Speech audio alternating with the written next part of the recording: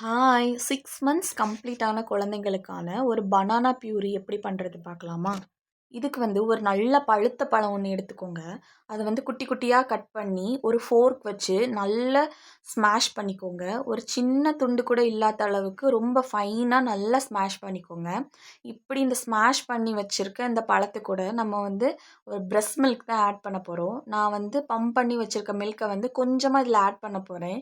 ஏன்னா இன்னும் அது கொஞ்சம் சாஃப்டாக இருக்கும், குழந்தைங்க சீக்கிரமாக அதை அக்செப்ட் பண்ணிப்பாங்க சாப்பிட்றதுக்கு அப்படின்னு நான் இந்த பிரஸ்ட் மில்க் கூட ஆட் பண்ணுறேன். இதை நல்லா மிக்ஸ் பண்ணிக்கோங்க.